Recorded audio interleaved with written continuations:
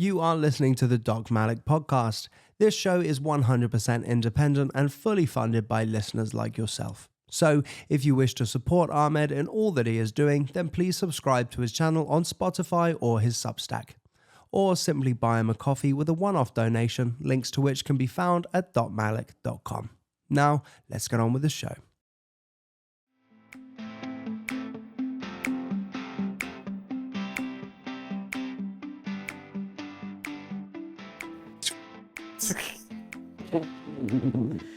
Afternoon. This is the morning, my friend. 12 o'clock. Dude, I was up at 5:20. I get up early. I'm now in bed by 10 and up around about 5:30. Anyway, I go to sleep about 4 o'clock and wake up about 10. You go to bed at 4 in the morning. Yeah. That's a great way of developing cancer, diabetes, and heart attacks. I have naps in the middle sometimes. Okay. You got a lot of work to do, bro. You got a lot of work. Wow. I used to be like you, but I find actually I'm super productive first thing in the morning. Anyway, listen. We were going to talk about Klausies, Schwabs, Teal, and this and that. Listen, you've been doing some digging around and poking around, which you're very good at.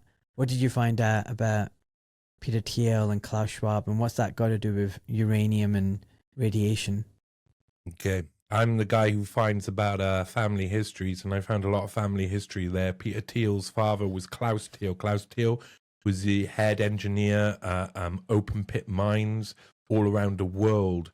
One of his first major jobs, not long after having when his family were young, when Peter Thiel was just a little boy, was in a uranium mine in Roysing in South Africa that was about 50 miles east of Swakopmund, a very famous place. It used to be in German southwest South Africa back in the day. It's now in Namibia.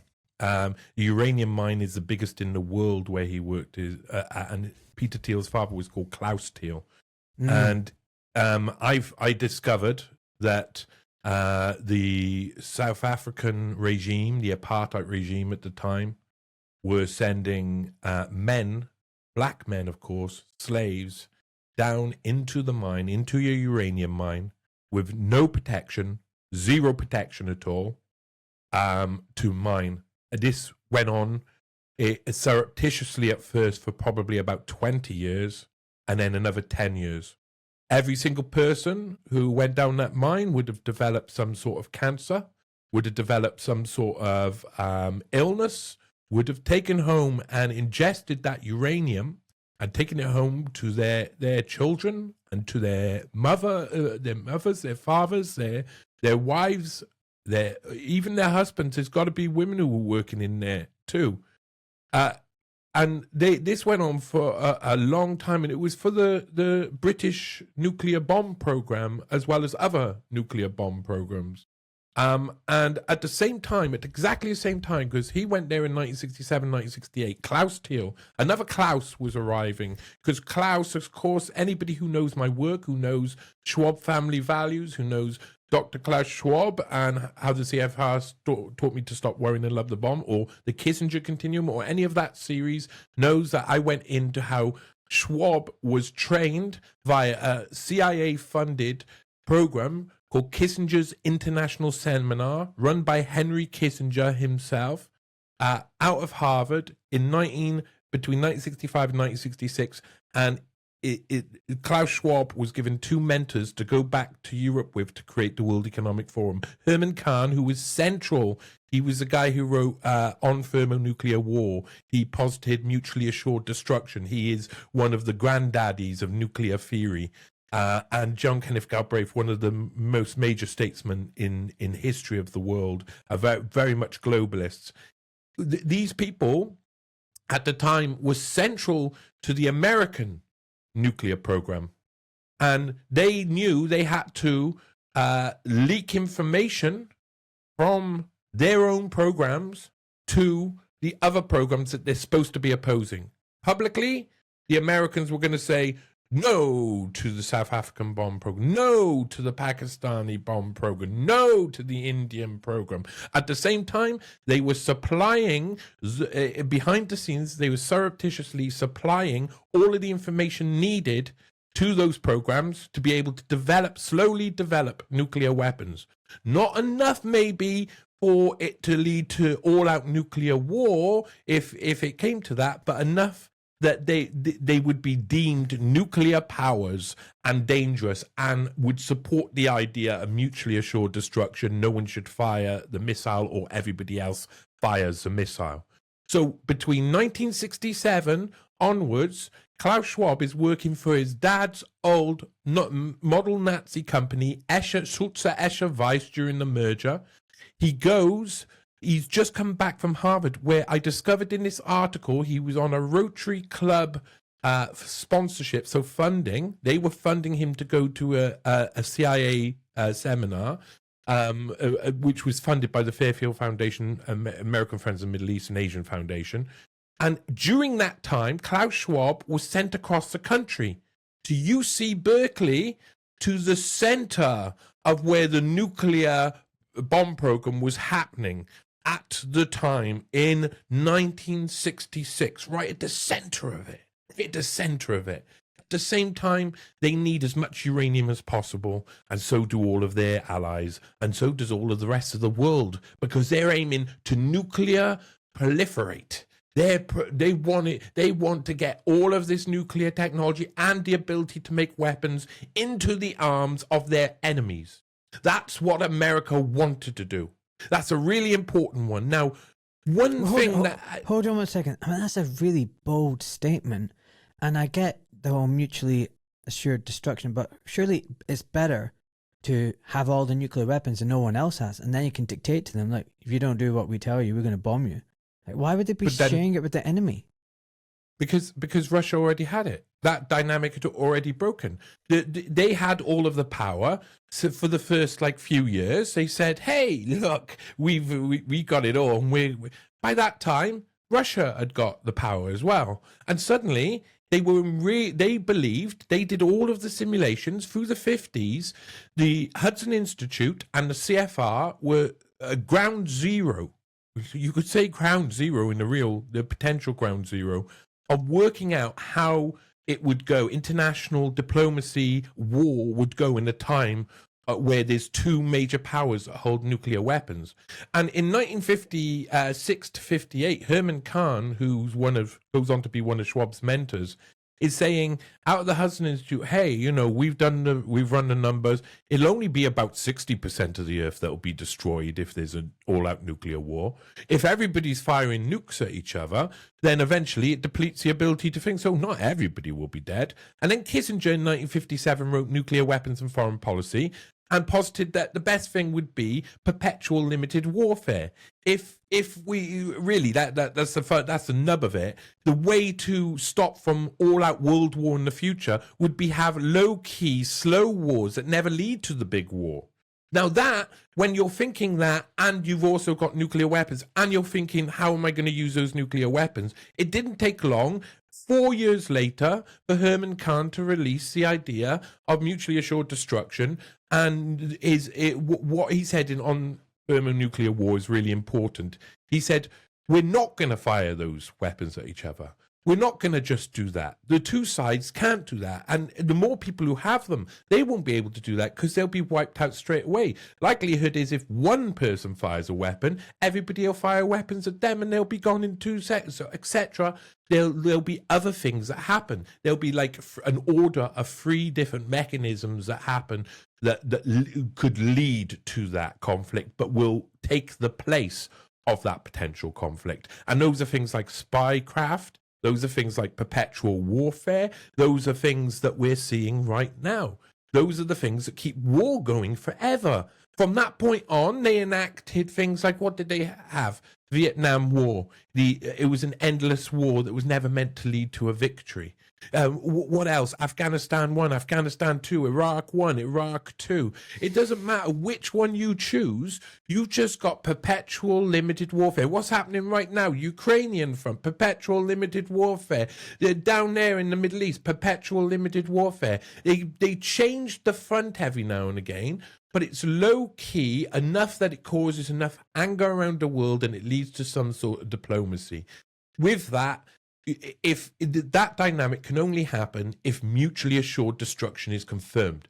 So Herman Kahn, bang zoom to the moon, as he would say, he decided that the best thing would be for us to all have nuclear weapons, because that's the best way, at least the ones that they thought they could control within the dynamic.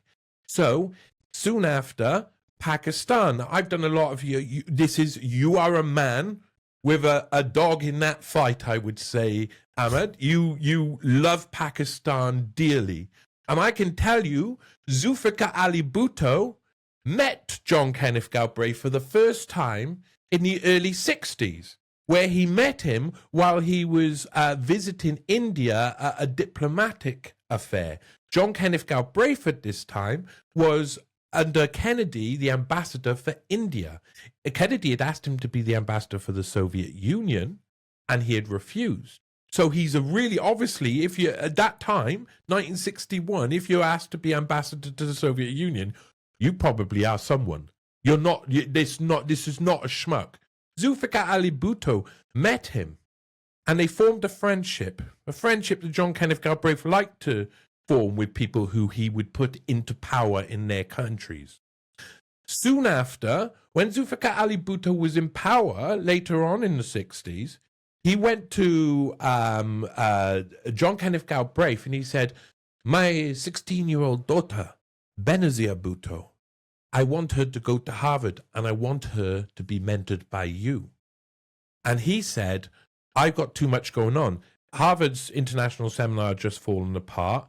It had been revealed the CIA funded. They all had to do things a different way, and he was going to go off and help the World Economic Forum and globalism happen.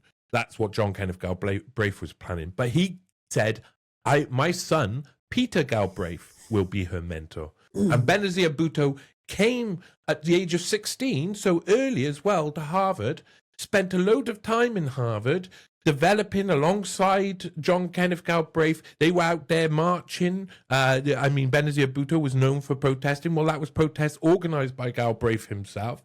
And so that unit was all about nuclear proliferation. At the same time, Zulfikar Ali Bhutto is putting into action his own probably death knell, the nuclear program of Pakistan.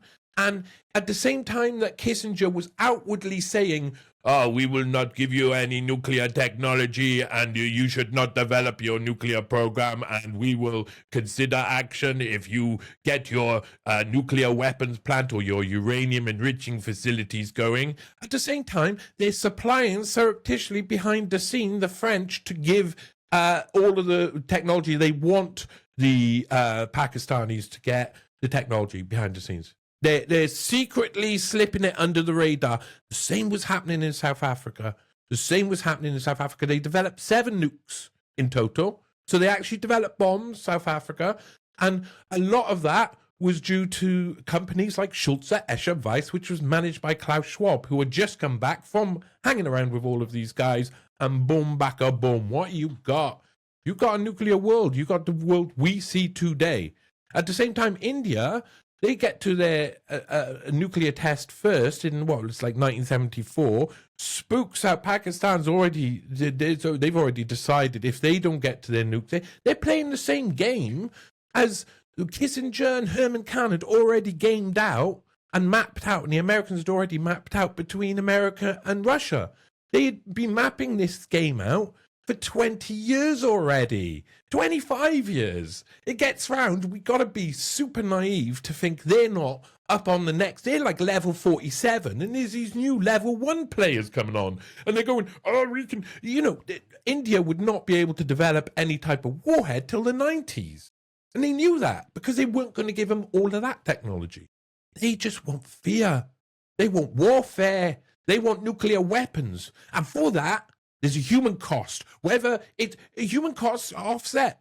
Nuclear warfare comes out in other ways. It comes out in other ways, and it's still death attached. And that's what was happening in the uranium mine in South Africa. In the uranium mine, black men who they were desperate. The South African apartheid regime were desperate to find a way to genocide black people, to kill black people. That's not a conspiracy. The vet who was working along those lines, there's a lot of people who were in South Africa who felt that way openly. And Swakopmund, where Peter Thiel was growing up, while his father, Klaus Thiel, was down the road genociding black people, Swakopmund was a place where, even in the 70s, they were still Zeke Heiling each other in the street, and they were still very, very Nazi and proud of their Nazi orientation. So this is not a normal place. This is a very bad place where they wanted to murder black people. At the same time, Klaus Thiel, Peter Thiel's father, is sending people into the mine. Chafkin, who wrote about this, Max Chafkin, again, not a conspiracy, already parts of this written down in books, but nobody's contemplated the bigger picture, but part of this is written down in book. Max Chafkin, he says that the one of the signs would have been to the people who were down the mines is that when they came up from the mines, people would be behind glass, thick glass, to give them their wages because they didn't want to get radiated. These guys wouldn't be able to wash properly or anything. These were people who were on the lowest form of wage. They were desperate for any work, and they would go home, and all of that uranium would pass around to all of their black community, not just their family either. This is something where people just don't understand. This is like, if this goes on for 10 years, your turnover of your people is going to be insane.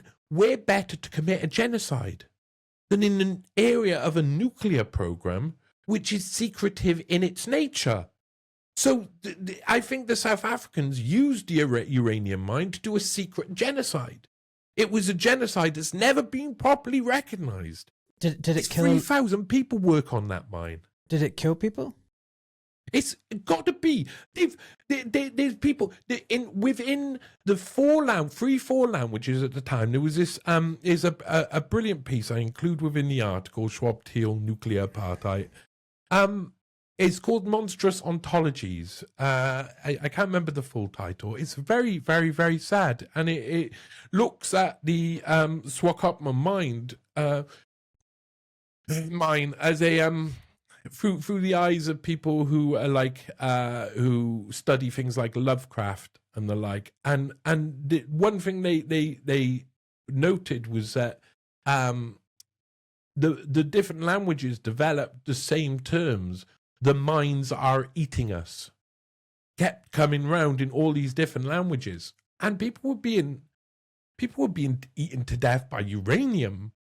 They were being eaten to death, and they were dying, and they would. We don't know who knows how many people died. If I can tell you that if I send 100 people without proper protection down a uranium mine, that 100 of them are going to come back ill. So I can tell you that.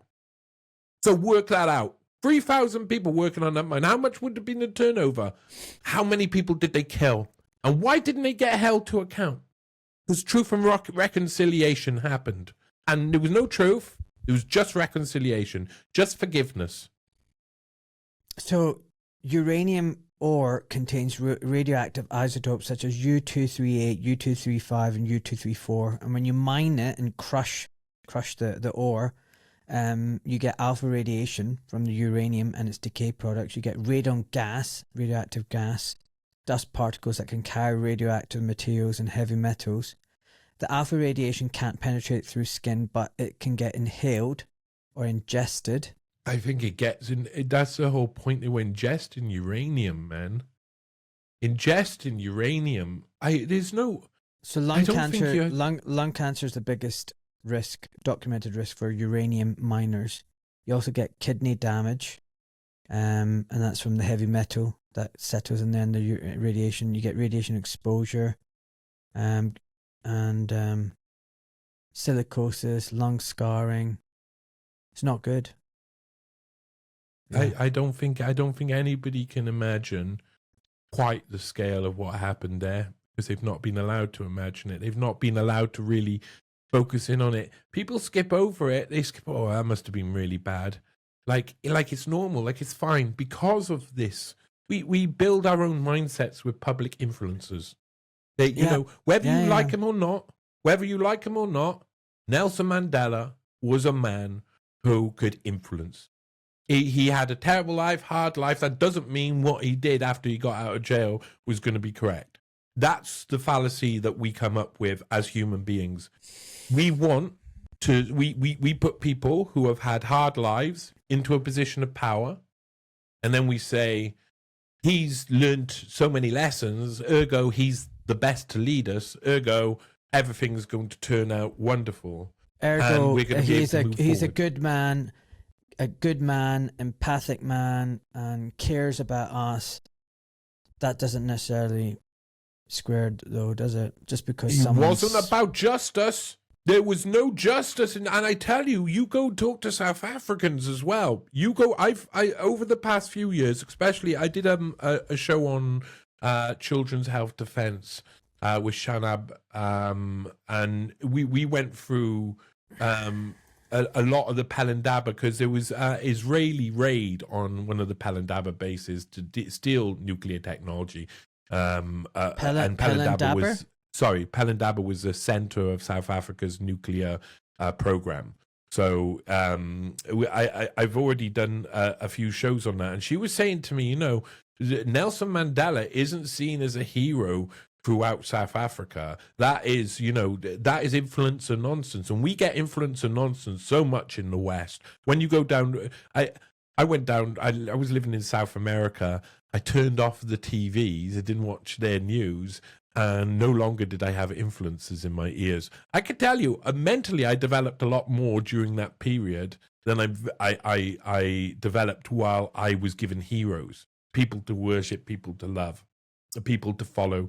We see it all around us, and I think this is a really important example of it, because Nelson Mandela should have given people justice, and you are right to note he's an empath. He was a nice guy, so he's put in a position of power where nice guys don't go and get justice.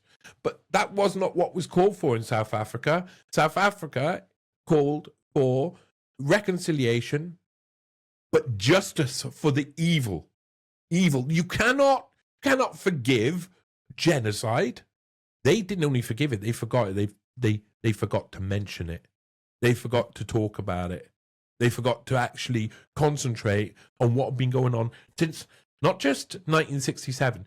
That uranium mine is noted in the 50s. It was discovered, I think, in 1926 by a guy called Peter DeLoe, I think his name was. And so they knew about it for a long time.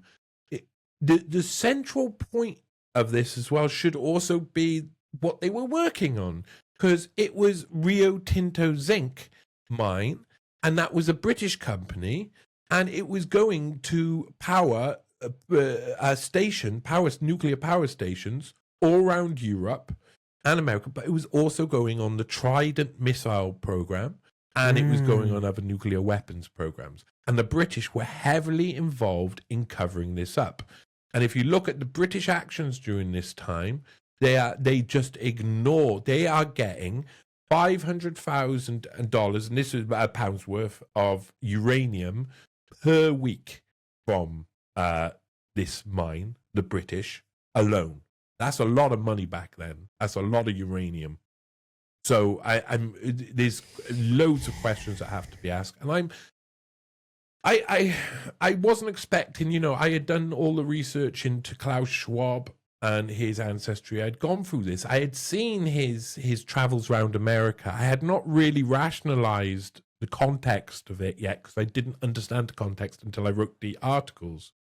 But the context of it is he was working on the American nuclear program for the Americans on behalf of the Americans, and he was a nuclear proliferate.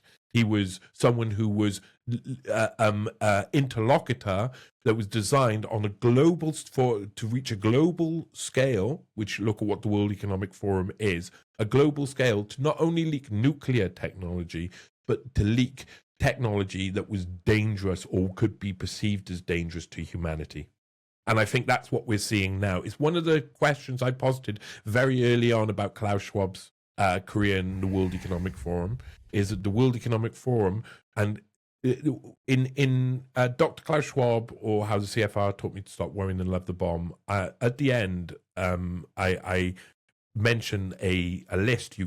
The second source up from the bottom in the article is a list from a crummy site, and it's from the year 2000. It's a list of all the potential technologies for the future. We may have talked about it before. I love the idea of it. They basically used game theory at the Hudson Institute, working for the State Department, to find out all the potential technological advances of the future, so they could undermine and get within all of the development of this before they even got there, so they could recognize all of the most dangerous and own it from the start instead of sharing it, or make sure it's created. Now, in doing that, Klaus Schwab didn't just go, okay, we should be careful with this, we should be careful with this. He's pushing everything. He's pushing a technological revolution. He's pushing a great reset. He's pushing all of that agenda. And so a lot of people behind him. And it's all part of this. It's a lot of these technologies that we've got now, including things like AI, are as dangerous as the nuclear weapons were back in the 40s, 50s, 60s, when we didn't really have a mechanism for dealing with a danger that big. And they went and worked out all of the dangers and worked out that those dangers can be just copy and pasted, applied over to these newer technologies. So the dangerous technologies of the future can also have the same strategic uses, and you can find a way to use the same strategy to get the outcome you want. Some of those technologies that we got, like the dangerous technologies in the next 10, 20 years, we got 5 compared to the 1. Nuclear weapons was one technology that was really scary and paradigm shifting globally. We got 5 or 6 on the way just around the corner, which are paradigm shifting. What are they? Well, okay, AI is significant.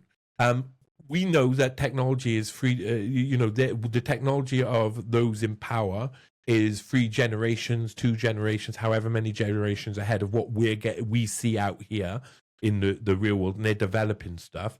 That must mean that honestly, that's got to mean some really scary stuff, because data-wise, we talk about data and we don't understand how they use it, and how they can sift through it in a way that we don't really understand yet. And our whole old society is not only about to crumble, it's just about to go boom, disappear.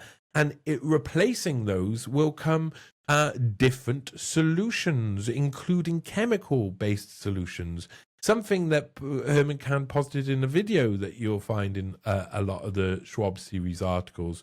Him and Anthony J. Weiner, not related, were sitting down. They were part of the Hudson Institute, and they're sitting down and they're trying to work out, how do we control the population when they get a little bit angry? Or maybe we should stick a little something in the water supply. Now, that to us, and the idea of things like Soma and other stuff, we know it's coming. We know it's coming because they're developing new technology to get inside our bodies to change us in our cells. So that's another one. Another one is the transformation by using maybe biomedicine, but biotechnology, because I think there's going to be in-between stage, which is transhumanism. It's changing humanity itself. Weapons technologies, guns and deadly weapons you can't even hear or see. Things that can deafen, to take out the audio eardrums permanently of everybody in an entire city. Can you imagine that being in the hands of someone? Can you imagine Tesla's death ray being in the hands of 5, 6 different countries? Because we're already there. And those technologies, if you read the crummy list, the list, or the list from the year 2000, if you read the year 2000, or you read the next part, which is the next 200 years, which he wrote a few years later, that was less Malthusian. It was a response, and he said it directly to the Club of Rome's Malthusian agenda. You know, there's optimism to be had there, but the majority of the really big technological advances just completely and utterly wipe out humanity if we don't be careful. And yet they're rushing into it. Yeah, well, that's something to look forward to. I mean, like, painting. Yeah, I know. I mean, the thing is, like, I mean, I would say to you, well, I haven't seen any evidence of this, and you'll say, well, they won't show any evidence of it. That's the whole point, to keep it hidden.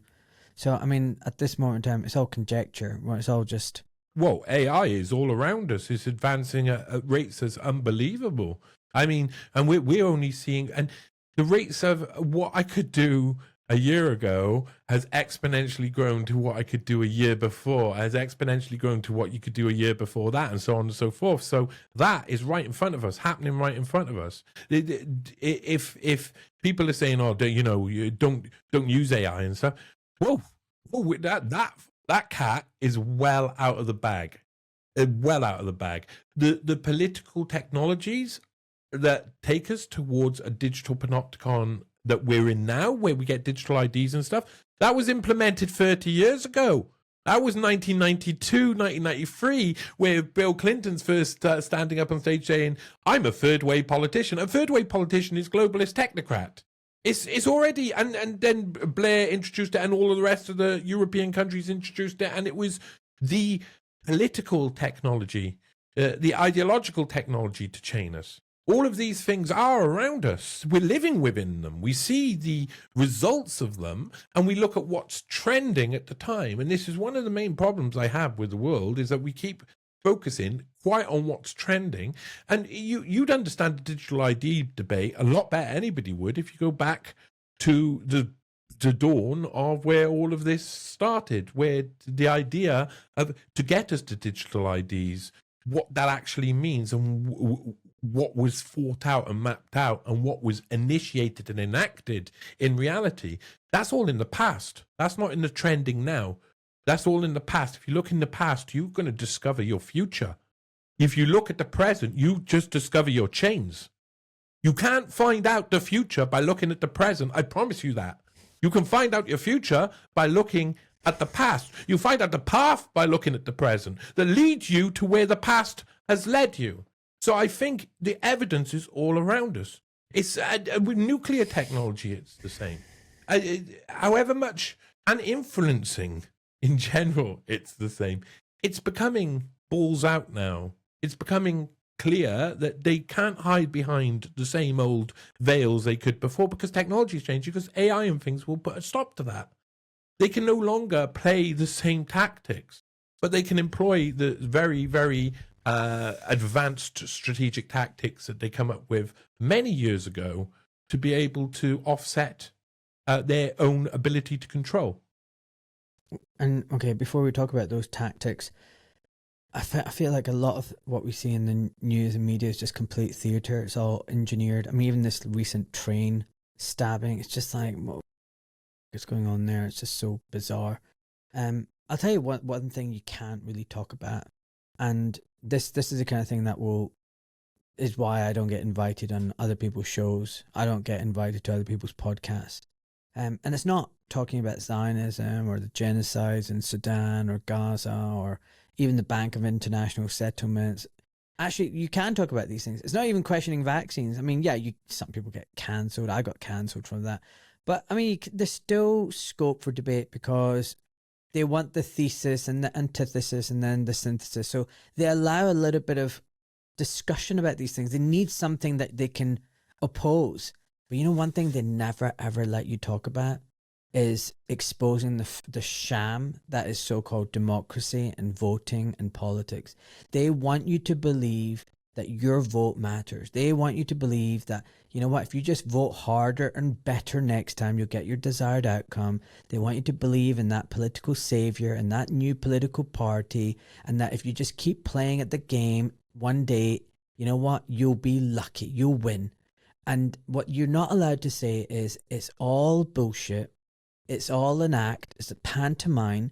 We have no control or say, and politics is not the solution. Our politicians are not the saviors. No political party is going to fix this shit show. And actually what we need to do is disengage, walk away from the game and say, we're not playing anymore. Because the moment we stop playing, that's when they lose all their power and fall apart. And you know what? That's the one thing you can't talk about. You're not allowed to talk about that.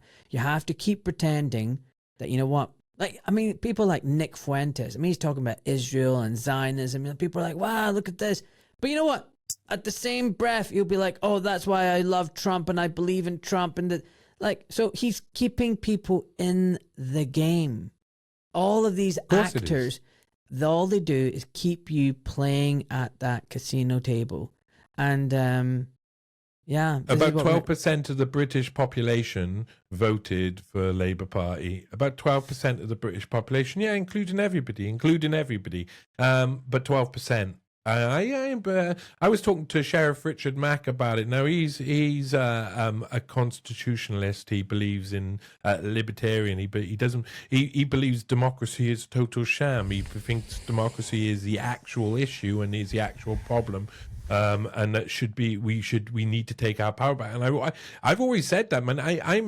All my work is about opposing globalism. It's not only opposing globalism, it's opposing the current state of affairs that's in my own country now. I live in Wales, and people find it they almost find it ridiculous when a Welshman asks for his freedom. Sorry, I was going to use the F word because can I use the F word on the air, Ahmed? Am I allowed to? Yeah, of course you can. Well, they oppose a Welshman asking for his fucking freedom. They actually see it as a joke, man. They see it as a joke. A Welshman asking for his fucking freedom for his fucking country is seen as a joke. That's what it's seen as. It's not even like you go, yeah, I'd like to be free. Literally, people laugh in my face when I tell them, even Welsh people, they've been well conditioned, and they laugh in my face when I watch the guys coming over from Voice of Wales, yeah, with their British flag with the Welsh dragon on. I'm like, get rid of that Union Jack. Get rid of the Henry VII colours, the green and white that's on the back of the flag that was stuck on there by the 50s. In the 50s, another way to subjugate the people of Wales. Ride the Welsh dragon on the black flag and be done with it. Let's get back to each of our own people having a right to have a say, and that's the same within Wales. The South Walians should not rule the people from Southwest Wales, or the people who are completely different genomically from North West Wales, North Pembrokeshire people. Different genomes shouldn't be the same with the North Walians. The North Walians are completely different people. They should have a right to rule their country like they bloody well should. And the martial lords as well, and the Lancs up there in North England, who used to be old North Wales. I'm not going to say I'm going to annex your country, but the fact is that England annexed Wales, and it's a principality. And there's a load of people here who are Welsh. There's a Welsh language. There's a whole Welsh culture. And it's been systematically ignored. And even if you ask for some sort of freedom now, they will look at you like you're an idiot. Because, yeah, but it's too late for that now. Because Henry VIII, mate. Because Fat King, who kept sleeping with all these women, said, you're ours now, so we wrote it into law. That's how law works, isn't it? The law of England and Wales. No, not the Wales and England. Not Wales law, not Welsh law. No. We got same thing.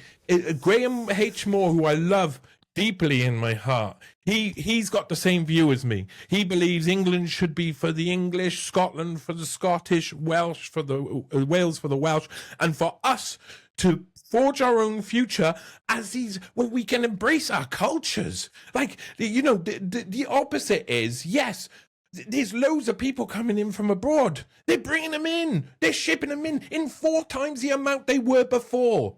The idea, oh, we'll be out of Europe, so we won't get them. Nigel Farage stood on Question Time over and over again saying, oh, I'm not saying that I don't want anybody to come in. I just don't want them Europeans to come in. And so instead, we just got 4 times as many from other countries. Well done, Nigel. That was your plan. That was what you said openly over and over and again. What is it? It's subjugation still. These people are subjugating our minds, have been for years and years. I'm a Welshman, man. I'm a Welshman. I say to people, I want Wales to be free. They go, huh. That's what the reality of subjugation looks like. It can't even be logical for them. So, democracy, the idea of then UK Parliament and stuff, for me, bereft of the Welsh Assembly, they just... I don't even know why I'm being paid. The majority people I meet in this city, in the capital of Wales, have not got a clue of how or what power is and empowerment is, because it's been taken from them over and over. I was going to use the R word there because that's what's happened. You can use the R word. It's been raped from us, man. Yeah. It's been for over and over, for hundreds of years, our own ability to stand on our own 2 feet, our own ability to stand up for ourselves, generation after generation, subjugation. And now it's just subjugated. Democracy, man. So I don't believe in democracy in that way. I agree with all of that. So I've had Graham Moore on the podcast. It hasn't been released yet. And I agree with him. I don't think there should be a United Kingdom of Great Britain. That's a unitary state. It's not a country. It's nothing. There should be Wales. There should be Ireland. There should be Scotland. There should be England. One thing I digress with him is that he believes that the answers are all in the Constitution. I don't think so. I've looked at the Bill of Rights a bit more. I didn't push back on him then because I hadn't really looked into it. But the Bill of Rights, all it did was transfer power from the regent, the king, queen, to basically Parliament.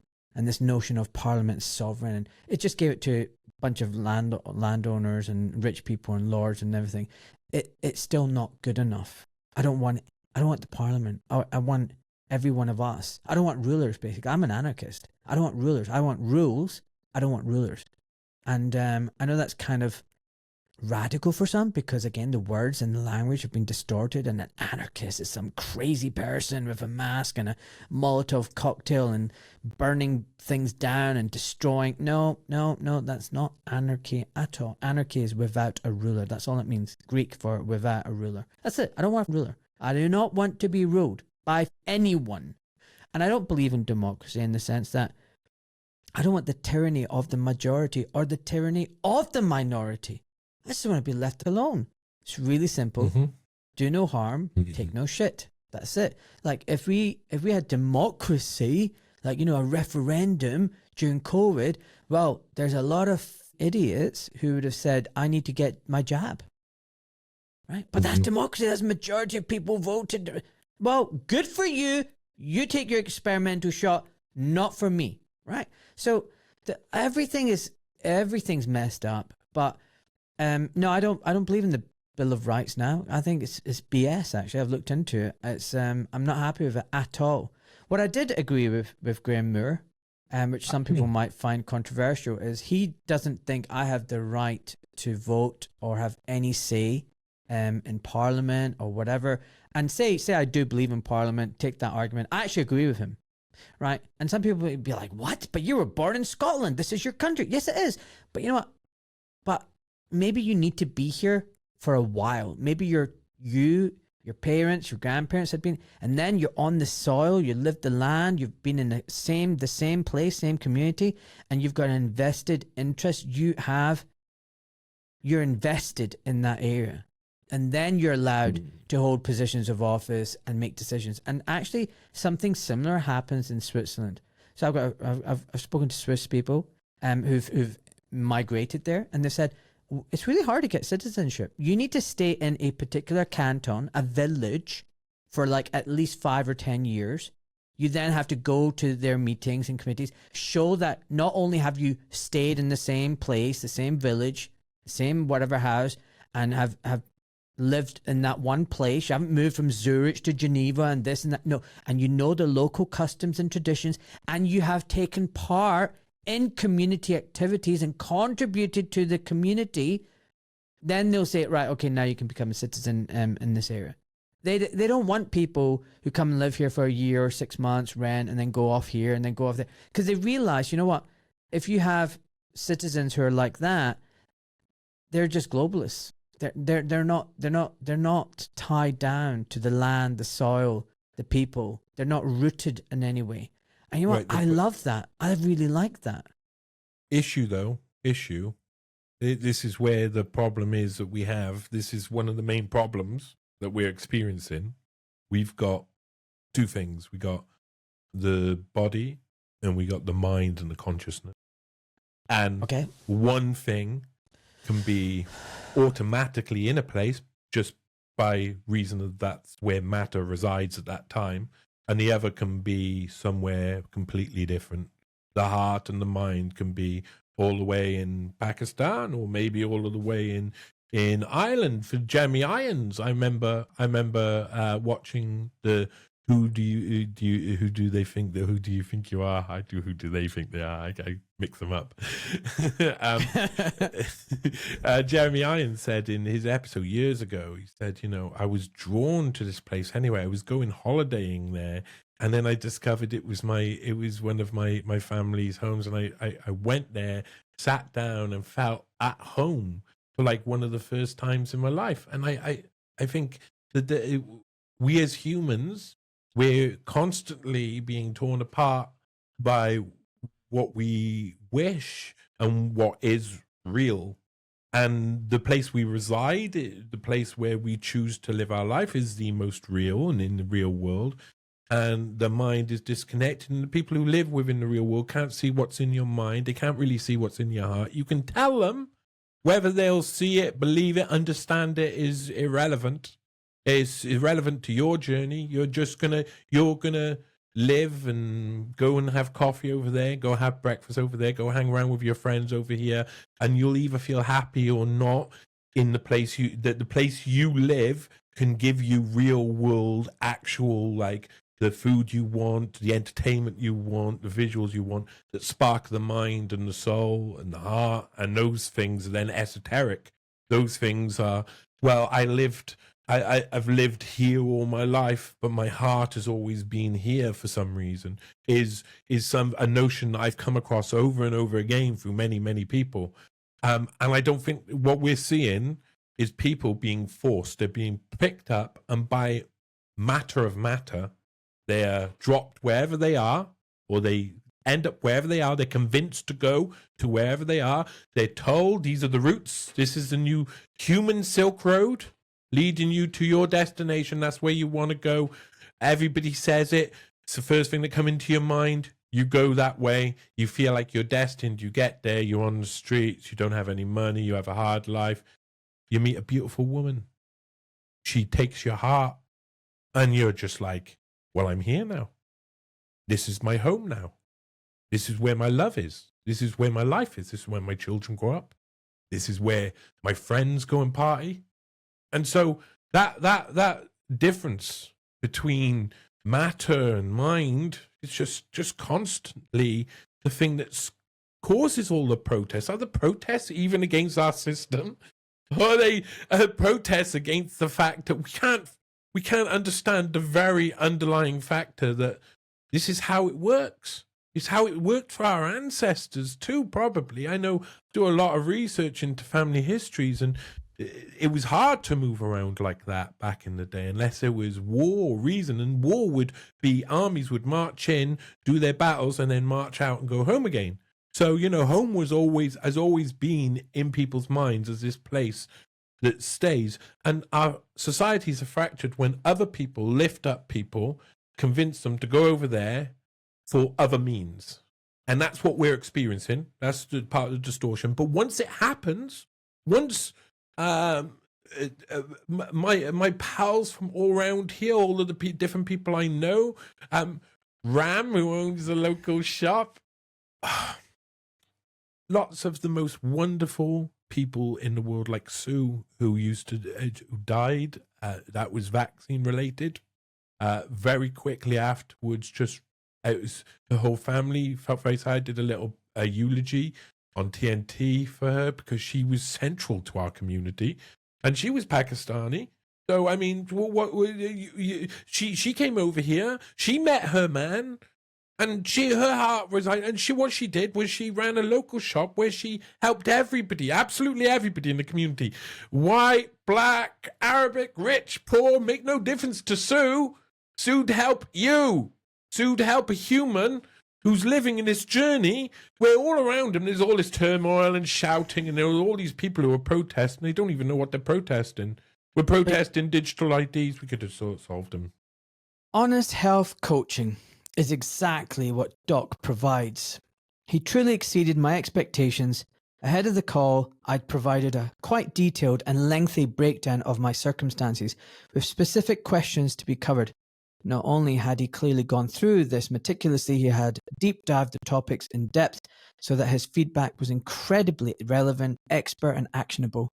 The consultation was a forum for him to ask further exploratory questions and present his recommendations and advice, all of which were superlative and way beyond anything I could expect from the mainstream medical industrial complex.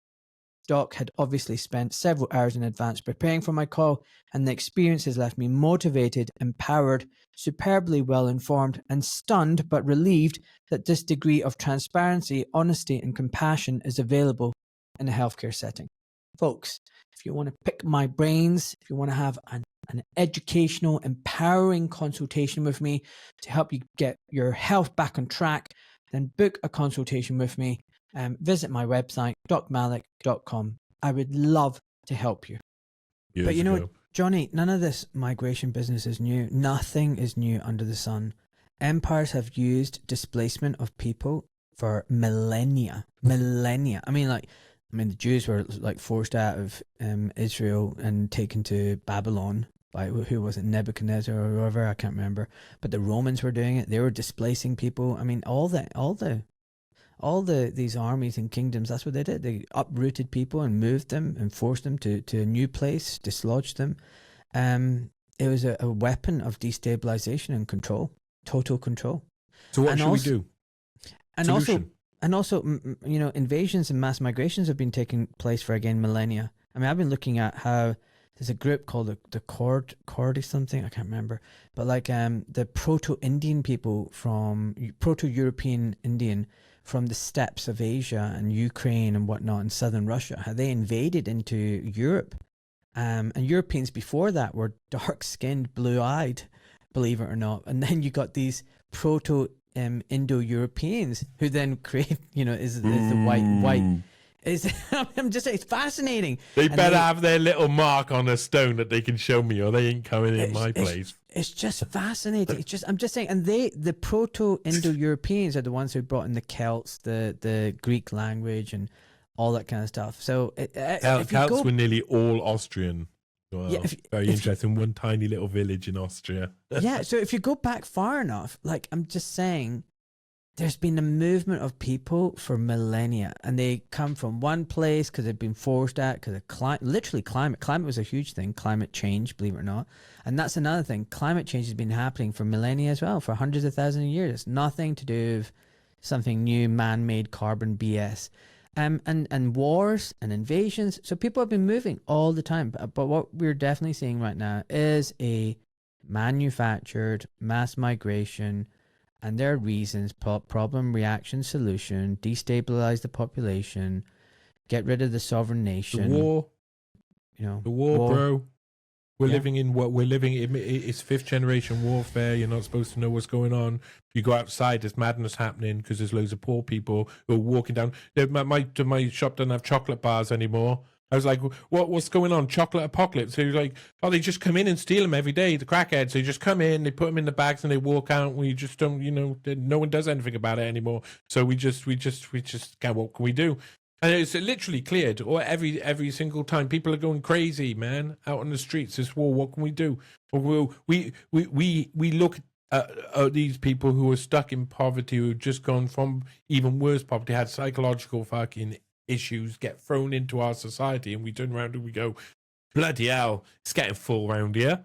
It's getting a bit crazy. It must be these guys, but it's not. It's all of us, still all of us. But the solution, what I was saying back there, the solution is these people are brought into our world, and they're brought into our world for us to fight.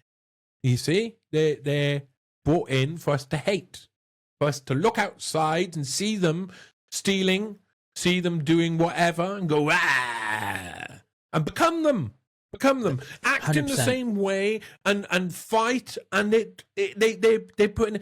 We're supposed to. The winning strategy is we recruit them instead of letting them be 100%. recruited by the randomness, a seeming randomness of their life, which, as you just pointed out, is constructed, is controlled. They've been brought in there for us to hate, for us to divide us, and we need to recruit them. You don't recruit them by being horrible to them, by beating them, by pushing them out. There's, of course, the most wretched amongst them should be pushed out of society generally. We've got mechanisms for that, and the most wretched among us should do the same as well. And they're wretched on both sides.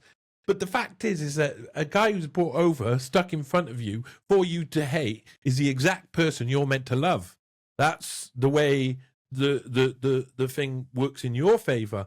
Problem is, influencers shouting constantly, the Nick Fuenteses and stuff, they will be part of the driving wheels that are leading us down the road of hate and war, civil war, disorder. I mean, I can't even. The race wars of the future in America are going to be crazy. They're going to be crazy, super crazy. I don't even know how they make a distinction who's on whose side in that future war. It is like it's got to be some esoteric bullshit. It's got to come out of that. But this is something that's going to happen all around the world. Because globalism works. They flood your country full of people who ain't from your country, so you all fight with each other, and no one knows what they're fighting for or against or thing anymore. Because, to be honest, we've all started to lose our culture so much that we're on our phones all the time. We're getting our permission from our Fitbits and how much we need to run. We all of these different things are happening that are changing our very lived perceived reality and allowing us to hand over control. Because as things get stressful, I can tell you, you know what happened during the pandemic, don't you? I think you experienced it. As soon as they put the pressure on, as soon as the cost was down, the majority of people stood in line outside Waitrose while a woman shouted at them and screamed at them and told them exactly what to do, like they were 2 years old and she was a school mom. It was insane. It was insane seeing how quickly people go into last man syndrome. Is quite amazing. You can stand there and watch it and marvel at it, but it'll just keep happening the more and more we hand over our own responsibility, our own accountability over to technology. And that is inevitable because humans desire that so much that we live in a world of majorities, democracies, things where the majority of the populace get to make the decision, get to lead us in that direction. And if that direction is told to us by Nick Fuentes, then we're going to look up and we see this black guy going in the street covered in vomit. I mean, what else are we gonna do? We are being led up the garden path. The majority of people. I have to say, I still think, and I always say this, but it's really like entropy, man. It's built into everything. This can't go on forever. We can't keep talking about something and people not get trained into that thing, into understanding. We are talking over and over again about how these guys are brainwashing you. At the same time, they're openly brainwashing people, and people are like, oh yeah, but I like it though. Oh, take it in. Oh, take it in. Eventually, denim jeans with rips in them went out of fashion. It's just the way of the world. Eventually, Wham had to split up. And George Michael had to go his own way because, he was his own boy. Things change, man. Things change. A trending thing. And a trend at the start is whatever everybody hands themselves over to. And you can already see there's a response. Listen, people are like, oh, this next generation, they got no hope. They're all stuck in their phones all the time. I'm listening to people in the cafe, young people who are saying, oh, I got to put it away. I just got to face my addiction. And they're realizing they're addicted. People, when they're doing the negative behaviors, know they're doing the negative behaviors. They push it to the back of their mind, and slowly negative behaviors seep into the front of their mind as they grow older, and soon they're like, oh, I got to change my life. That's the way human nature works as well. So we're experiencing everything, and we think we're different, but nothing changes under the sun. It's the only thing that changes is the shoes. That's all that's new. It's the technology. It's the things that go around us. Human nature is always the same. We'll always traffic people. Our sons will traffic people too. This is just the way it's going to be. I don't see how that can come to an end, because it's just what people do. But we're all going to kill each other over and over again throughout all of. There's not going to be any grand utopia where we're all bouncing around and thing, but there's a middle ground to it all. You don't have to be one of those people. You can live a life that's where you're trying to give happiness. You can be Sue. You can go out and you can help everybody in the community, even if they abuse you or they're rude to you. You can go out and you can be like, no, I'm going to find another way to deal with this that will make you part of a better world, or just will shun you. That's the way society works. We need to get back to grassroots. For that, we need to do what we were saying earlier. We need to go back in time to having communities, and communities come with culture, and culture needs to be preserved to an extent. Because if we get a homogenous globalist society, that's a problem for everybody. That's a problem for everybody. We need to be able. That's not diversity. That's not diversity. Diversity builds in resilience. It gives a chance for certain models to experiment. Some will thrive, some will not. And that diversity means that there's continuity and success of humanity. But if all of humanity just becomes one blob, it just takes one epic mistake and then everybody's wiped out, because there's no other group. Like, so take, for example, if there's an asteroid that collides with the planet, it's the hunter-gatherers that are going to survive. All of us on our phones and smart gadgets and can't cook and clean and grow anything, we're dead. Like, supermarkets are empty. Like, that's it. We're wiped out within a few weeks. I'll be all right for a while because I can read and I can tell the hunter-gatherers things. So, that's... But you know what I mean? Like, it'll be literally the hunter-gatherers that will be able to, like, survive. But that you need that diversity. You need lots of different types of human beings and societies and cultures. And we've just become one big blob. Every city has now got the same high street with the same shops. It's too much. It's wrong. I want to go to a Chinese city and see architecture that's completely different from architecture that's in Germany, that's very different from America. But it's all the same now. It's all just glass, tall skyscrapers. There is no individuality. There's no uniqueness to any of these places. It's horrible. It's horrid. And I hope you're right. And I think, this is a much bigger philosophical kind of like chat. Like, what is the history of humanity? Are there like very lows, and we're in one of the lows, and then there's highs, and then there's somewhere in the middle, and it keeps going up and down, up and down. Like, I'm sure, like, when Genghis Khan was ravaging Asia and killing everybody and having sex with all the women, that was not a good time for humanity. Apparently that was a very bad time. No, I disagree. Really? I disagree. Genghis Khan used to ride his troops up to a gate, and he used to say, you pay us taxes now, or we're going to ravage you. So it is exactly the same as now. It's exactly the same. And the ones who paid their taxes, they rode on and left them alone. It was more fair than it is now. The ones who pay their taxes now still get rogered. So, really, I think Genghis Khan might have actually been better than the rulers of today. Maybe. But you know what I mean? It's just up and down, up and down. Slightly. And the question is that just human nature? And is this thing on planet Earth, this experience that we all undergo. Like, that's it. That's the story. And it's all about individuals. How do we as individuals react, and how do we treat other people? And do we contribute to the world, and are we good people? Or is it a case of we just want to take, abuse, use, and be selfish narcissists and psychopaths? And, you know, at the end of this period on Earth, you know, we'll check out and the game score will come up on the board and be like, ding, ding, ding, ding, bonus points, you did great, or bam, you're really shit at that level. You need that to go first back. one was racist, man. You can't say that anymore. But you know what I mean? I just don't know. I would hope that with time, you know, humanity would raise itself and elevate itself, and we would all just become much better human beings. But maybe that's not in our lot. Maybe that's not our lot. Maybe that's never going to be the case. Maybe that's we got a long time. I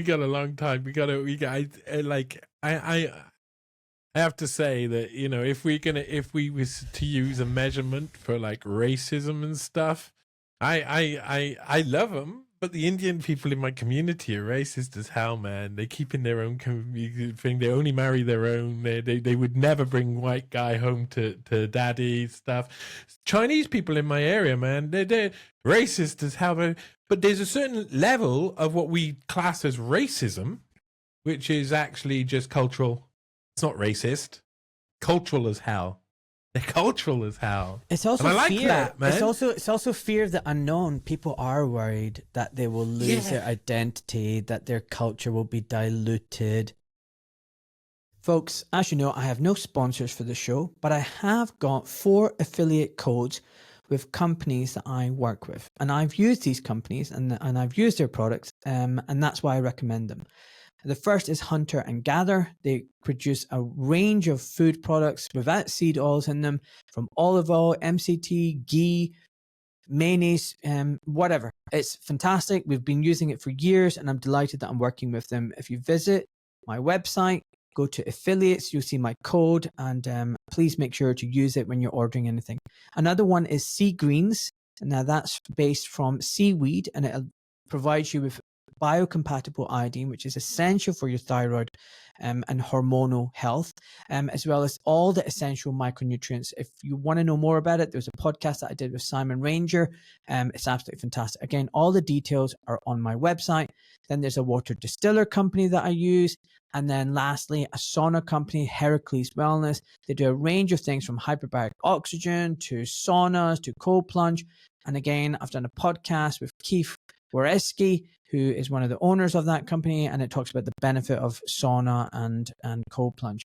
So folks, do visit my website, docmalik.com. If you go to the top bar, there's an affiliate section, and all the details are there, as well as all the codes and discounts. Okay, folks, back to the show. I mean, I love that dynamic, because I mean, it's almost like you've got visitors. It's unsustainable, because it's almost like you got visitors who come and they have their own little cultural dynamic in the place, and you get to watch it from afar, and you don't have to get involved at all, and you keep to your own culture, and they inspect your culture in the same way and say, oh, it is funny how you do this, and we go, oh, it's funny how you do that. Yeah, but I'm going to say something contradictory. So, and it's weird. I can't, like, how do I reconcile this? So basically, you want to have cultures and groups of people and traditions, but at the same time, I don't want ghettos of people just siloed. Like, for example, you know, I've married someone who is white, who is actually, go back far enough, has got Dutch Jewish genes. You know, she's a Gompers. You know, call the cops. Well, you know, her ancestor was Gompers law. He came over with the Rothschilds. In the early 1800s. I've heard about that family. They're not all nice. But anyway, what I'm trying to say is, like, is she even English now? I mean, if you go back far enough, she's not English, but she is English, because, I mean, like, her ancestors came over like 180, 200 years ago. But what I'm trying to say is, like, my kids now are a mixture of all of that. Now, my niece has just married a nice local white English guy. So like, the genes are all being diluted and mixed. Is that bad? Is that bad? Should brown people only marry brown people? White people only marry white people? And I don't know. It's just like, something.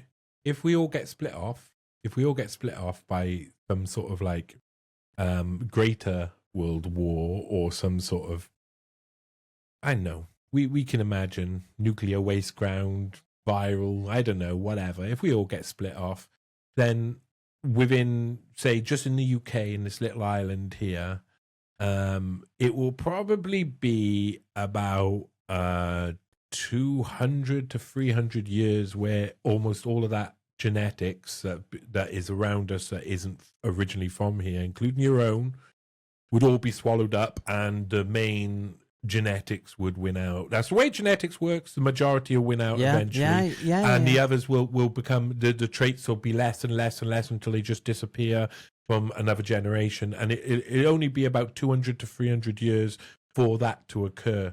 So I don't think there's, I think that there's a large amount of Indian immigration right now. When India gets better, when India gets a little bit more fair, when India gets a little bit more tempting for a lot of those people to go back to, they'll probably go back there. They'll probably say, oh, if it's affluent in any way, then I want to go back and experience that. Yeah. The only reason most of them are over here is because it's affluent. Yeah. But I mean, like, I got no interest going to Pakistan. This is my country. I was born here. This is my home. Yeah, but what if Pakistan was better? Mate, that's a hypothetical question, and the answer is no. I mean, what about all the English people and Scottish people who are like, do you know what? I'm off to Australia. I've got a better life there. I'm going to go to New Zealand. I'm going to go to South Africa. I'm going to go to Serbia. We're not talking now. We're talking 300 years. If you're talking 300 years in the future, Pakistan could be the best place in the world, and Britain could be on a downturn. But guess it could be back into the Middle Ages. But you could easily literally have just white people saying, I'm going to go there. Because even right now, today, I know white people are like, I'm off to Poland, it's better life there. I'm off to Serbia, it's better life there. So I'm saying, even now, right now, look at how many expats, white English people, or Scottish people, or Welsh people, white, are in other countries abroad because they are having a better quality of life. That's what people do. It's not unique to any racial group or ethnic group or color. People seek out a better life for themselves. And some people have more of an adventurous spirit within them. And some people are just steady eddies, want to stay at home, stay in the local friendship group, local communities. And some people are pioneers. Some people are, I want to get up and go. Like, why did so many people move to America? White people from Europe. They were the pioneers. They were being persecuted, or they wanted a better future, or they had that adventure gene in them. And the reality is, it's not unique to white people. It's not unique to brown people or yellow people or black people or anybody. It's just human beings. Some want to go out and embrace change and adventure and seek out new fortunes. Some don't and just want to stay put. Where was the best place to live then, 1725? Because I think the Gompertz will tell you. No, I think they came 1800s. It was 1800s. They came 1800s because in the 1700s and the late 1600s, the best place to live was in the lowlands. That's the most it was the most peaceful. It was one of the most affluent. It had the best technology going on. It had some massive immigration, loads of people going through there constantly, all the time acting as an interlocutor between warring states, and became more and more powerful. When it lost that affluence, what happened? They left in the 1800s and they went over to the next place, which was the best place. Where was that? Oh, was England. Was it by any chance the burgeoning Industrial Revolution and Britain taking its place as on the world stage as like the main guys? Because that's what happens. When I say that in 300 years' time, as the Holland would be the best place to live back then, it could easily be Pakistan is the best place to live in the future. These things change all around the place. 300 years, a lot happens. We see our lives and we act like what's happening right now, we need to change with urgency or we'll lose, because we will lose. But we have no control over what goes up and what comes down in the grand scheme of things. And so it's all going to be a load of randoms, like coins thrown into it. We like to think we've got more control than we actually do. All we got is control over our All minds. right. Yeah, but that's a good point. Okay, last few moments, because then we need to wrap up. Tell me, my friend, what can people do in this world today? Like people are always looking for solutions. Now, and I mean, what you just said, it sounds like everything's just inevitable and we don't really have any control. But what can we do? What are the solutions? What are positive actions people can take today to resist all this garbage, tyranny, whatever, authoritarianism, our freedom is being stripped away from us? Like, what would you recommend? I don't think people will do what I tell them right now. I'm going to tell them something, and I don't think anybody will do it at all. Yeah, and I talk to lots of people. At the moment, I won't go into detail at all. I won't go into detail, but at the moment, I'm fighting on multiple fronts, legal battles against injustice. There's a lot of injustice. And at some point, we got to stand up against it. At some point, you got to say... You can mention it. You can mention what it is. Well, I'm going in against a woman who's extremely powerful, who I wrote. She was the first reason. I mean, let me tell you a little story quickly. My son exists because of this woman. It's really bizarre. Really bizarre. My son exists because of this woman. How'd you spell her name? Down. How'd you spell her name? You really want me to say it out loud? I don't care. Nicole, Nicole, Junkerman, the Junkerman. And she's it's quite really pretty. weird story. She's quite pretty. She's gorgeous. She was an elite model for elite modeling agency there. She advertises herself. However, I've only ever been able to find one photo shoot of her. My first entrance into the case. This is dangerous. What you're doing now is dangerous. What you're doing now is dangerous. You're entered into the trouble. You see, this lady here. The first time I come across her name was because I color-coded an Epstein flight manifest. I looked at the flight logs, and I looked at all of the flight logs, and I color-coded them. And three things. This was from the Virginia Giuffre versus Ghislaine Maxwell case in 2015. These were released by a federal court as Jeffrey Epstein's official flight log. I have communications which I've already released online, some of these communications, that shows that they're denying she was on that flight, and that's how they're going to try and distance. But they also admit that she had historic private ties to Jeffrey Epstein. Now, that tie was partially her flying on the Lolita Express. And when I color-coded the whole flight log, the whole flight manifest, I saw one color come out.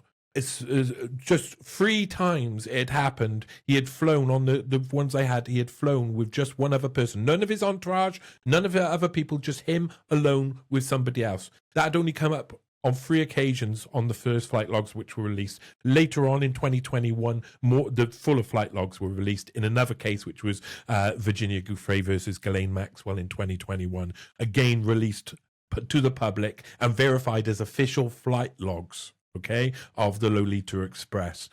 Nicole Junkerman's name come up on it 3 times. 2 of the times, these all came up in 2 of the times were alone with Jeffrey Epstein. And she traveled from Paris, Bourget Airport, over to Birmingham Airport. And I'm in Britain, and I'm like, what the hell is she doing in Britain with Jeffrey Epstein? And then 3 days later, she flies out. That's August the 31st, 2002. She flies from Paris, Bourget Airport to Birmingham. 2 days later, September the 2nd, she flies out from Birmingham Airport back to Paris, Bourget, alone with Jeffrey Epstein.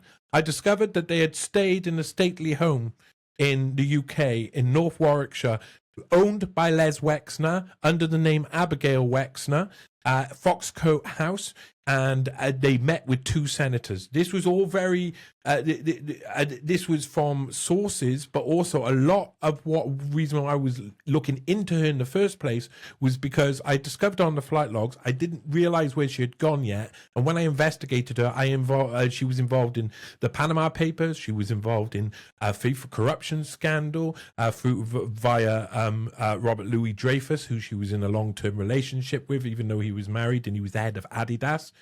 She had owned loads of tech companies, and she was entering into the UK NHS. She had joined the Health Tech Advisory Board under Matt Hancock in 2019, and that was the first moment where I said, before 2019, I had already been investigating it, but that's the first moment I said, I got to write the article now. She's entered into this place. She had also invested with Peter Thiel and Jeffrey Epstein, and Ehud Barak in Carbine 911, which is this Israeli firm, American-Israeli firm, which was, at the time, the board of directors was the 10th Prime Minister of Israel, Ehud Barak, who was close associate with Jeffrey Epstein, Pinchas Bukras, who had been the head of a Unit 8200 Israeli cybersecurity team, two people, Alex Dizengov and Amir Elikai, who had both worked for the Prime Minister's office and secret Israeli intelligence stuff, and Nicole Younkerman.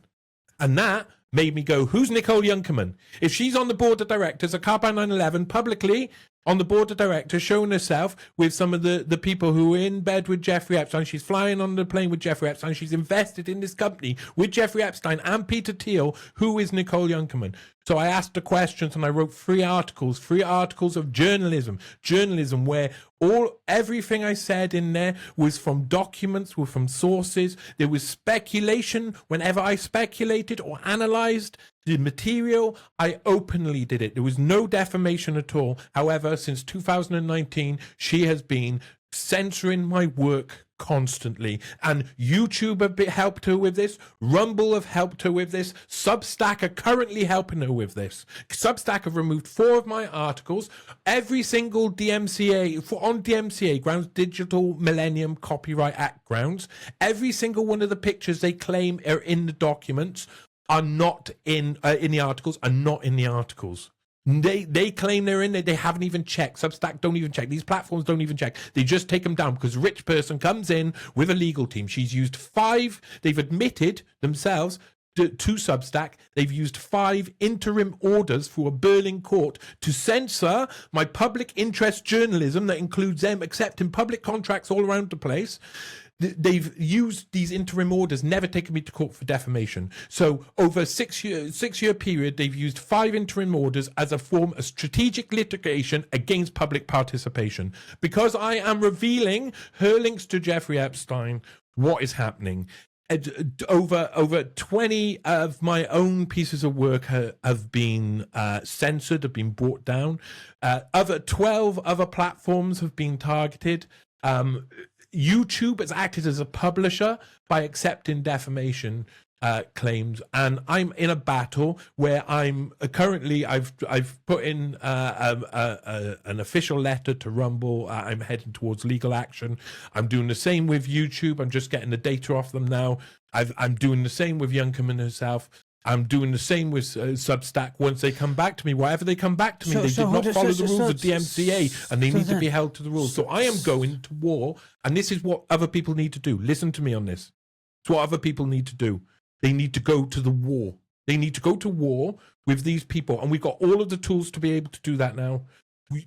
You have to say, once they crush you and they crush you and they crush you, eventually you have to fight back. You have to. You have to. So when you say, what do I want to say? I want to say to everybody here, you've got to fight. You've got to fight. You cannot let them hide anything anymore. You cannot let them censor you anymore. You cannot let them pound you down over and over again. You've got to fight them. Her main legal advisor was the legal advisor for Jacobs Rothschild for the past 4 years beforehand. I'm not dealing with small people here, but I'm fighting. You know, I'm fighting because it's freedom for me to be me, not anything else. And it's the same for you, everybody. It's the same. You've got to rise up. And rise up means actually fighting the battles that are the hardest battles, not the easiest battles. So the reason I think no one's going to do what that I say is because if they do, they will have what I have. They will lose their livelihood. They will be suppressed. They will be hidden. People will not find you. They will not be on your side. And those in power will keep beating you down over and over again. But you got to keep fighting. Just keep going. Fight. Okay, and that answers that. So what has that got to do with your son? Sorry? You said there's a lady that's responsible for my son. How's it responsible for your son? Oh, because that's how I met my son's mother. Because I was working on the Epstein case, and I contacted Whitney Webb, and then our son was born later on. That was a late night research project meeting. Okay, fine. Okay, that makes sense. All right, but I don't understand. Like, if all you're doing is highlighting that, you know, someone's associated with Epstein. I mean, that guy was associated with a lot of people, including Trump. You know, like, what's the big deal? Like, why? There's why should something much bigger happening, because it's I've hit the nail on the head. And when you hit the nail on the head, you get repercussion. That's what's happening. I've hit the nail on the head. So you're saying, so you're saying because of the reaction, there must be something there. Otherwise, why react in such a way? I've touched the money. She's one of the biggest investors in tech firms. And they don't want you to touch the money. And I touched the money. Where did she get the money from? Well, she's also married. Her name isn't only Nicole Youngkerman. Her name is also Countess Bracetti Peretti, Countess Ferdinando Bracetti Peretti, and Ferdinando Bracetti Peretti of the famous Peretti family is one of the main oil barons, is black nobility, and is a Knight of Malta. He's a count in Italy, and he's that's her husband, and their baby was baptized in the Vatican. You know when I say fuck? When you say you fight the top, her legal advisor was legal advisor for Jacob Rothschild. I mean, that's pretty much the guys you got to be fighting.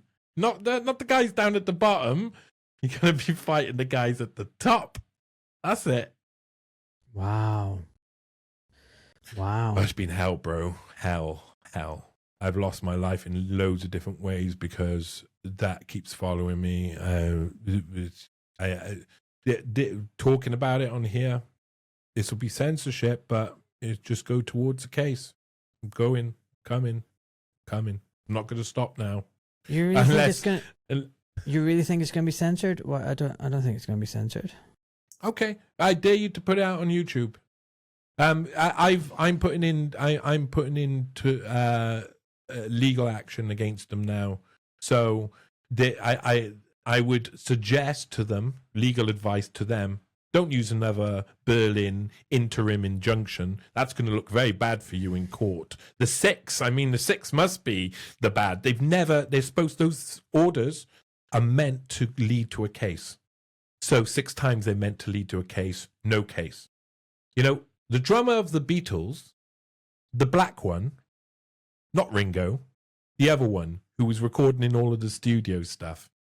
Well, no one knows about him, but he's talked about it over and over again. And everybody in the industry knows that wasn't Ringo doing most of that. That was this guy.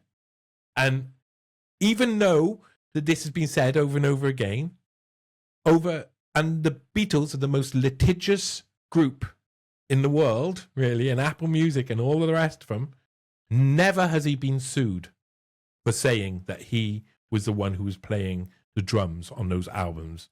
You've got to infer the insinuation. If someone fails to take you to court because it's journalism, the reason why she can, I've seen what they say about me. They call me a conspiracy theorist and all of the rest of it. They say all of the defamatory comments to take away my rights as a journalist to speak freely and independently. I was going to say, your Substack is very small, considering your output and your work. You've only got, 1,000 followers or something? Mate, my life is like I look at the metrics on X over the past few months. I've gained, officially if you look on my profile, I've actually gained about 100 followers. Officially, I've gained 1,000 followers, but it doesn't show up on my... The analytics shows it, but not the actual.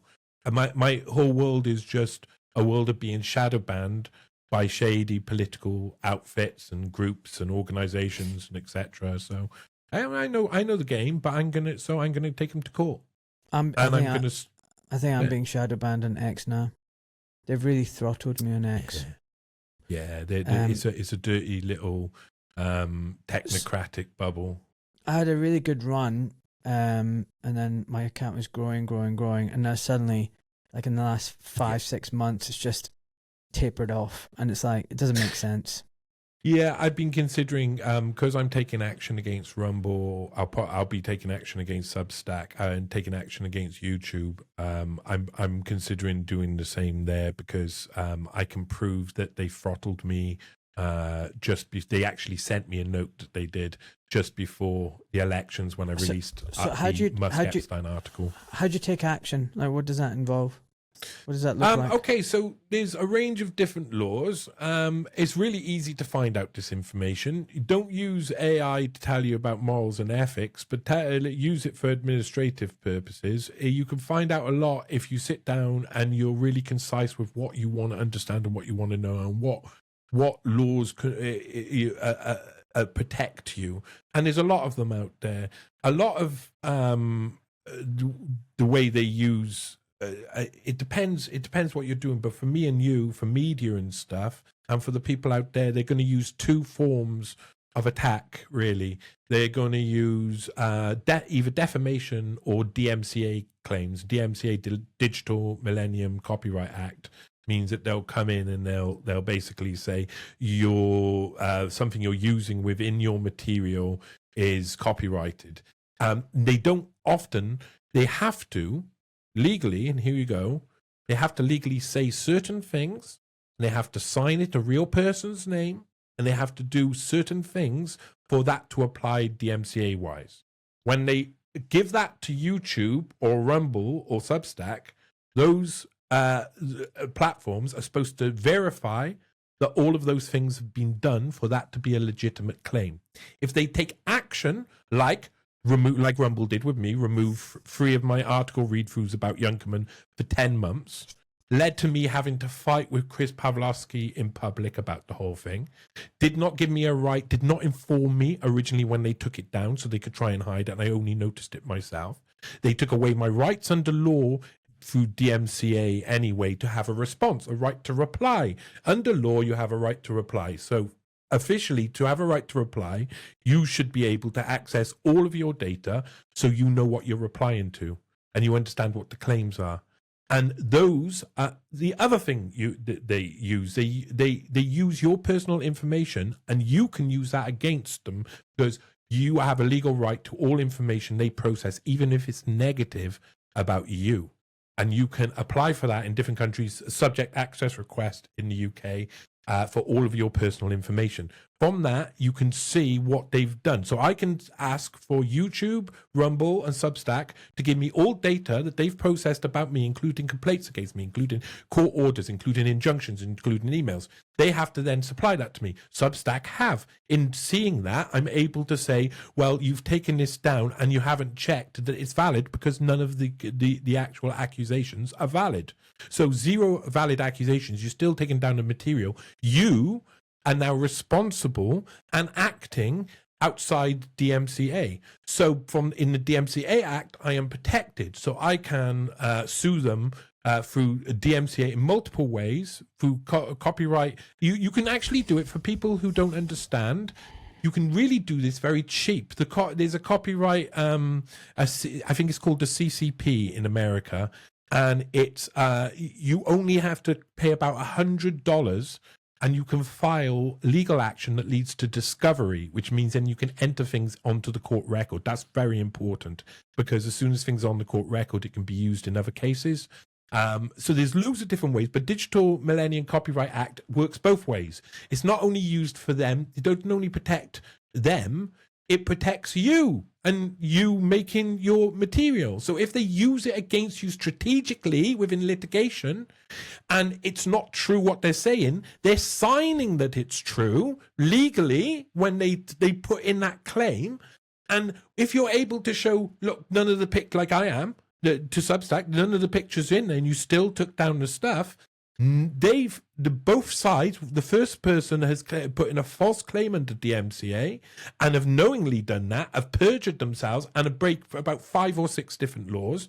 And the actual platform itself should have validated that it had a signature, that it had a valid name, it can't be signed anonymously, and the other things that are required under DMCA Act.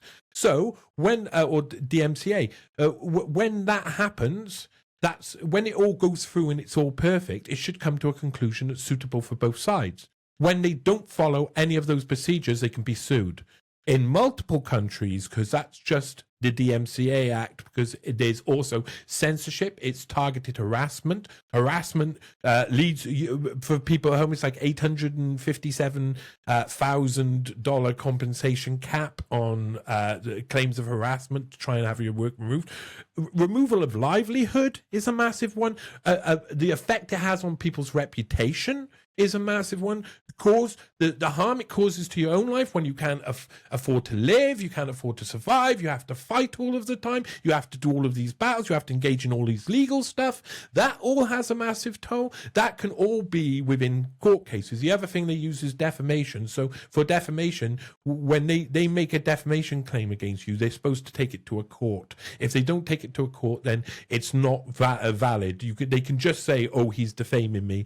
It shouldn't mean that they take it down. They actually meant to have a court order if they had to take it down. That's why Nicole Youngkerman has used the interim injunctions, which aren't proper court orders. They're just an action that's meant to be put in place. And then she shows that as evidence that she's taking court action against me, but that court action doesn't come. So she's falsifying the claim that she is to these platforms, and the platforms aren't checking the orders properly. So they're not validating her claim. So that effect the platforms having upon me, my livelihood, my growth, my reputation, etc., by taking down videos willy-nilly. YouTube have taken down 8 videos, 8 for 5 court orders. So, and they're not taking them down; they've geo-blocked them, and that is another form of censorship. It still absolutely. You know what you should do? You should write a Substack post on this, ways in which you can get attacked and what you can do about it. I think people would find that very useful. I've written 5-6 articles on the Substacks now about this whole thing. You can go into the articles in detail. Send me the links. And send me the links, and I'll put it in the show notes. Send me an email. Good. Okay. There's all the templates. links. I'm losing you in my ear at the moment for some reason. All right. I can hear you loud and clear. So just put it all in an email, the links, so that if anybody finds themselves in a similar position, what they can do about it. All right. Listen, dude. I need to wrap up and get ready to pick up the kids. Very nice speaking to you. Very interesting as always. I love you. Thank you for having me. Thank you for letting me say that. There's no one out there that I've been able to say that to, and as known that it's a dangerous thing. What you did was very brave. It's not. That's 6 years of people avoiding that, my friend. 6 years. 6 years, man. 2019 it started. First court injunction. Wow. Right. Listen, your final message. You've done this before. You're on your deathbed. Before you pass on and meet your maker. Like, what kind of things would you say to your son before you pass on? Fight, fight, fight. That is all. That is all. All right. Thanks, buddy. You need to come down, remember? Yeah.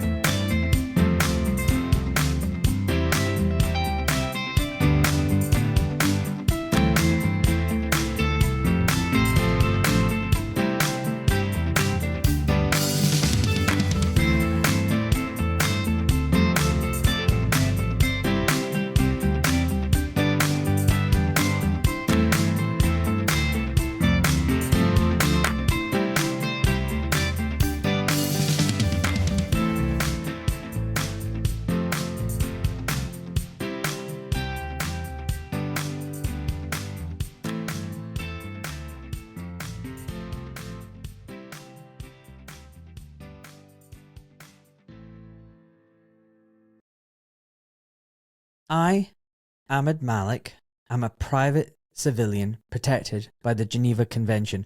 My Substack, social media posts, and podcasts are my personal experiences, observations, and opinions. This information is for educational purposes only. Although I am a doctor, I am not your doctor, and I am not providing medical or legal advice to you or to the wider public. I am not licensed or registered with the GMC or any other licensing board. The responsibility for the interpretation, due diligence, and use of the information from my Substack and my podcast lies with you, the viewer and or listener. Please do your research and use your discernment. It is not my intention to harass, intimidate, offend, defame, conspire, blackmail, coerce, or cause anxiety, alarm, or distress to any man or woman, and the information presented here is done so with peaceful and honourable intentions. Enjoy, folks.